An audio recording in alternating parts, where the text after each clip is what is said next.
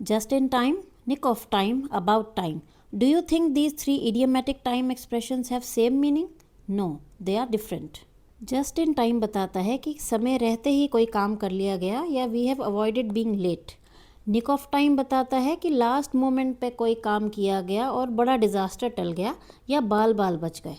और about time बताता है कि कोई काम लॉन्ग ओवर ड्यू था या पहले ही हो जाना चाहिए था बट देर आए दुरुस्त आए.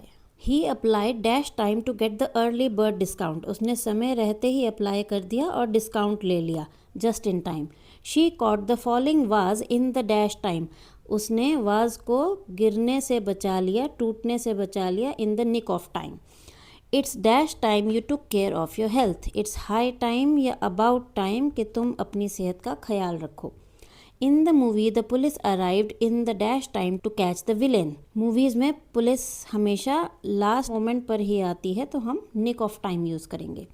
It's dash time you apologised she has been waiting for weeks. It's high time या अबाउट टाइम कि तुम्हें माफ़ी मांग ही लेनी चाहिए. The researchers submitted their grant proposal dash time to meet the funding deadline. The researchers submitted their papers just in time. समय रहते ही. The firefighters reached the building in the dash time, preventing what could have escalated into a catastrophic blaze.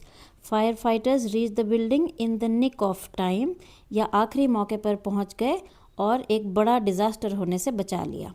It's dash time you started saving money. It's about time या high time कि तुम पैसे बचाने शुरू कर दो.